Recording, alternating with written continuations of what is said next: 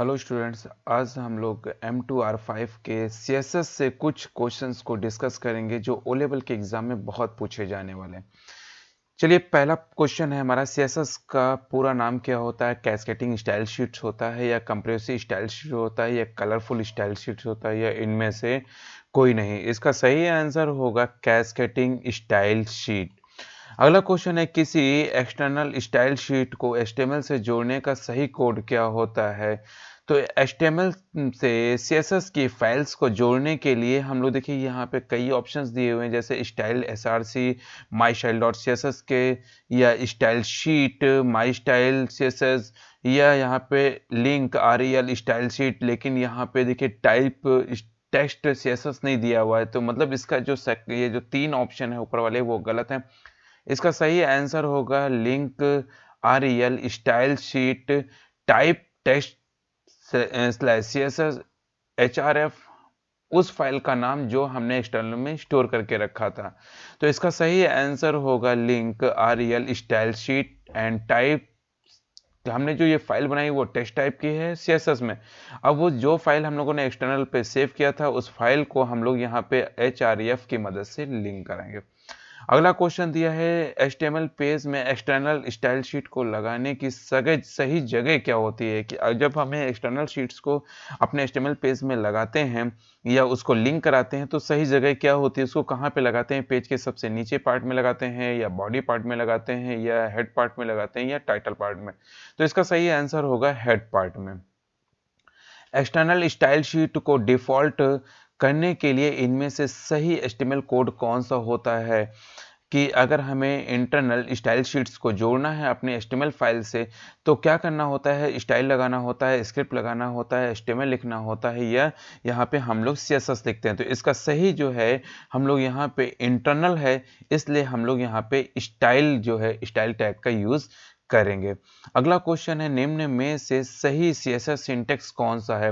Body colour black होता है, body colour equal to black होता है, body colour equal to black, या यहाँ पे बॉडी कलर और ब्लैक? इसका सही आंसर जो होगा वो हमारा ये 4th नंबर का होगा। हम लोग बॉडी लिखते हैं और उसके बाद कर्ली ब्रैकेट्स लगा के और यहाँ पे जो है ब्लैक लिख लेते हैं। क्यों? क्योंकि ये बॉडी जो है हमारा एक तरीके का एक सिलेक्टर का काम करता है, और जो हमारे पास ये कलर है ये हमारी प्रॉपर्टी हो गई, और जो ब्लैक है ये उसका कलर हो गया। कलर मतलब इसकी वैल्यू हो गई। अगला क्वेश्चन है, CSS में कमेंट को कैसे डालेंगे? आप देख पा रहे होंगे यहाँ पे जो देखिए डिफरेंट डिफरेंट टाइप की कमेंट्स के आगे यहाँ पे कुछ साइंस बने हुए, जैसे हमारे पास यहाँ पे हैज स्टार, फिर कमेंट, फिर स्टार, फिर हैज स्लैश, फिर डबल स्लैश कमेंट, या यहाँ पे केवल कमेंट लिखा है, या डबल स्लैश लगा के कमेंट लिखना। तो इसका सही आंसर जो होगा वो हमारा होगा फर्स्ट वाला, कि हम लोग ये आप यहाँ पे स्लैश स्टार एंड कमेंट्स मतलब मल्टी लाइन को कमेंट देने के लिए हम लोग इसका यूज कर लेते हैं। 7 नंबर का क्वेश्चन कह रहा है, बैकग्राउंड कलर बदलने की क्या प्रॉपर्टी होती है? अगर हमें अपना बैकग्राउंड बदलना है CSS में तो उसके लिए हमें क्या प्रॉपर्टी लगानी होती है? बैकग्राउंड डैश कलर लिखना होता है, या केवल कलर लिखना होता है, BG कलर लिखना होता है, BG डैश कलर लिखना होता है? तो इसका सही आंसर जो होगा वो हमारा बैकग्राउंड कलर होगा, क्योंकि हम लोग जो केवल अगर सिंपल कलर लिख देंगे तो ये टेक्स्ट का कलर चेंज करेगा। अगर हम लोग के HTML से कोडिंग कर रहे होते तो हम लोग BG कलर देते बैकग्राउंड के लिए, ठीक है। अगर लेकिन हम लोग यहाँ पे तो CSS का यूज कर रहे हैं, इसलिए हम लोग यहाँ पे बैकग्राउंड डैश कलर का यूज करेंगे। अगला क्वेश्चन है, सभी H1 एलिमेंट में बैकग्राउंड कलर कैसे डालेंगे? यहाँ पे ऑल लिख देंगे, मतलब एक ये सिलेक्टर है हमारे, ऑल हो गया, H1 हो गया, ये सिलेक्टर का यूज काम कर रहा है। तो all background colour red, H1 background dash ground dash colour colon red लिखेंगे, या यहाँ पे H1 बैकग्राउंड एस्ट्रिक का साइन कलर रेड लिखेंगे, या यहाँ पे H1 background dash colour red करेंगे। तो इसका सही आंसर ये 4th नंबर का होगा, H1। एंड H1 हमारा एक सिलेक्टर हो जाएगा। बैकग्राउंड, बैकग्राउंड का कलर कैसा होना चाहिए? बैकग्राउंड हमारा एक क्या हो गया, ये हमारी एक प्रॉपर्टी हो गई, इसकी कलर क्या है? वैल्यू हो गई। नेक्स्ट क्वेश्चन है हमारे पास, किसी एलिमेंट का कलर बदलने के लिए किस सीएसएस प्रॉपर्टी का उपयोग करेंगे। अगर हमें किसी भी एलिमेंट का कलर बदलना है तो हम किस सीएसएस प्रॉपर्टी का यूज करेंगे, टेक्स्ट कलर का यूज करेंगे, फॉन्ट कलर का यूज करेंगे, या इसमें से हम केवल कलर का यूज करेंगे, इनमें से कोई नहीं। तो इसका सही आंसर होगा, हम यहाँ पे कलर लिखेंगे और कलर करके किसी भी एलिमेंट का कलर हम बदली कर सकते हैं। अगला क्वेश्चन है, टेक्स्ट साइज को बदलने के लिए सीएसएस प्रॉपर्टी का उपयोग सीएसएस की किस प्रॉपर्टी का उपयोग करेंगे। फॉन्ट साइज का यूज करेंगे, टेक्स्ट साइज का यूज करेंगे, फॉन्ट साइज का यूज करेंगे, या फॉन्ट टेक्स्ट साइज का यूज करेंगे। तो इसका सही आंसर होगा यहाँ पे हम लोग फॉन्ट साइज, जो ये फॉन्ट साइज दिया है इस फॉन्ट साइज का यूज करेंगे, फॉन्ट डैश एंड साइज लगाएंगे। अगला क्वेश्चन है, सभी पैराग्राफ एलिमेंट को बोल्ड करने का सही सीएसएस सिंटेक्स क्या होगा। P style text size bold लिखेंगे, या पी टेक्स्ट साइज बोल्ड लिखेंगे, P style font size bold लिखेंगे, या पी फॉन्ट विथ बोल्ड लिखेंगे। तो इसका जो सही आंसर होगा वो हम लोग लिखेंगे यहाँ पे फॉन्ट, ये 4th नंबर वाला पी सेलेक्टर फॉन्ट का जो है वेट कैसा होना चाहिए, बोल्ड होना चाहिए। अगला क्वेश्चन है, किसी हाइपरलिंक में से अंडरलाइन को कैसे रिमूव करें।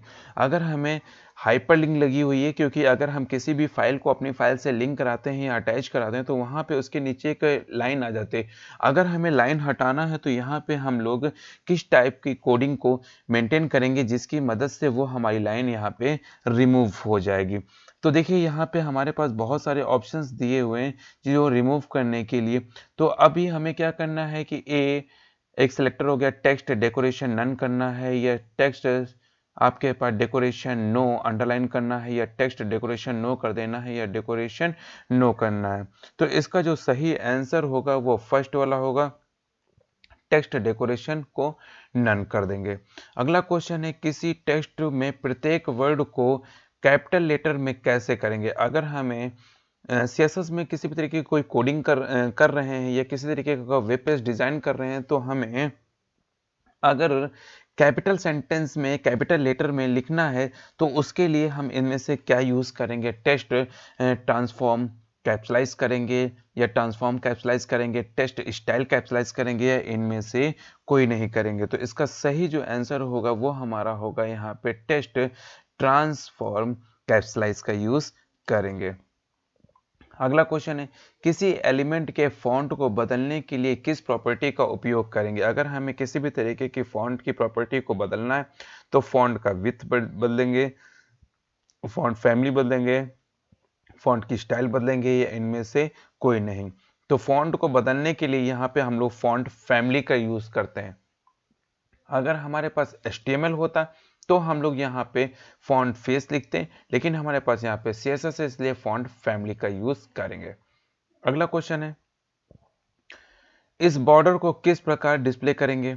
जैसे हमारे पास लेफ्ट बॉर्डर 25 पिक्सल्स का है, राइट बॉर्डर 20 पिक्सल का है, टॉप बॉर्डर हमारा जो है 15 पिक्सल्स का है, बॉटम बॉर्डर जो है हमारा 10 पिक्सल्स का है। तो इसके लिए किसका यूज करेंगे, बॉर्डर की जो विथ 25 20 15 10, ये बॉर्डर विथ है 10 15 20 25, बॉर्डर विथ है 15 20 10 25। तो इसमें से हम लोग किसका यूज करेंगे, तो इसमें जो सही आंसर होगा वो हम लोग यूज करेंगे लास्ट वाला, बॉर्डर विथ 15 20 15 20, क्योंकि टॉप फिर राइट फिर उसके बाद हमारे पास लेफ्ट एंड बॉटम का यूज करेंगे। तो इसका सही आंसर जो होगा वो हमारा यहाँ पे आपका ये होगा बी नंबर का।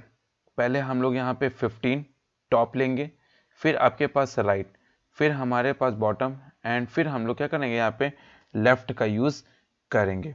अगला क्वेश्चन हम लोगों के सामने क्या है कि किसी एलिमेंट के राइट मार्जिन को कैसे चेंज करें। अगर हमारे पास ये राइट मार्जिन है, इसको जैसे ये हमारे पास राइट मार्जिन, इसको कैसे चेंज करेंगे, तो राइट मार्जिन लिखेंगे, आर मार्जिन लिखेंगे, या मार्जिन राइट लिखेंगे, या इनमें से कोई भी नहीं होगा। तो इसका जो सही आंसर होगा वो मार्जिन राइट लिखा जाएगा, जिसकी मदद से हम इसको चेंज कर सकते हैं। इनमें से कौन सा सेलेक्टर है जो चेक्ड एलिमेंट को सेलेक्ट करता है? तो यहाँ पे देखिए कई सारे सेलेक्टर का यूज किया गया है, लेकिन हमें क्या करना है, चेक्ड एलिमेंट को सेलेक्ट करना है। तो उसके लिए हम लोग इस ऑप्शन का यूज करेंगे, जो हमारे कोलन एंड चेक्ड का।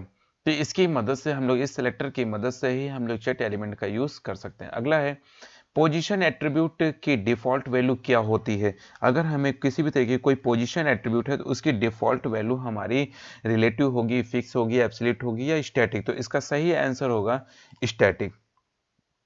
अगला क्वेश्चन है, आप उस एलिमेंट को कैसे सेलेक्ट करेंगे जिसकी आईडी मेन है? अब देखिए आईडी क्या है, हमारी मेन है। तो हैज, जैसे मेन का यूज किया गया, एस्ट्रिक मेन का, डॉट मेन का, या डायरेक्ट हमारा यहाँ पे मेन का यूज किया गया। तो आईडी है, आईडी के लिए हम लोग यहाँ पे हैज का यूज करते हैं, इसलिए इसका सही आंसर ये होगा, क्योंकि स्टार जो है, जो एट्रीब्यूट के लिए यूज किया जाता है, डॉट जो है हम लोग क्लास के लिए यूज करते हैं, और ये हमारे मेन के लिए यूज किया जाता है, कोई एलिमेंट हो उसके लिए। अगला है, डिव एलिमेंट के अंदर के सभी पी एलिमेंट को कैसे सेलेक्ट करेंगे? तो अगर हमारे पास डिव एलिमेंट है, उसके अंदर जितने भी पी एलिमेंट्स हैं हमारे पास दिए हुए, उनको सेलेक्ट करने के लिए हम लोग यहाँ पे डिव प्लस पी का यूज करेंगे, पी का करेंगे या ड्यू पी का करेंगे, या इनमें से कोई नहीं। तो इसका सही आंसर जो है वो हमारा ड्यू पी का यूज करते हैं। आप उस एलिमेंट को कैसे सेलेक्ट करेंगे जिसकी क्लास मेन है? अब देखिए क्लास पूछ रहा है, इसलिए सीधे से हमारा यहाँ पे पता चल जाएगा कि डॉट का यूज करेंगे, क्योंकि आईडी के लिए जैसे भी हम लोगों ने ऊपर पढ़ा था, आईडी के लिए हम लोग हैज का यूज करते हैं, उसी तरीके से अगर क्लास का यूज करना हो तो हम लोग डॉट मेन का यूज करेंगे। यहाँ पे निम्न में से डैश्ड आउट लाइन की वैल्यू क्या होगी? डैश होगी, डैशेड होगी, डबल डैशेड होगी, इनमें से कोई नहीं होगी। तो इसका जो सही आंसर होगा वो हमारा होगा यहाँ पे डैश्ड। डैश्ड की मदद से हम लोग क्या कर सकते हैं, किसी भी बॉर्डर की आउटलाइनिंग को डैशेस करने के लिए हम लोग डैश्ड का यूज करते हैं।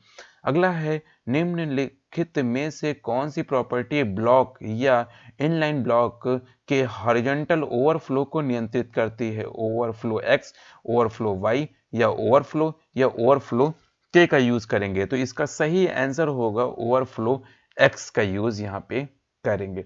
अगला क्वेश्चन है, निम्नलिखित में से कौन सी प्रॉपर्टी बॉक्स एलिमेंट के लिए शैडो को सेट करती है?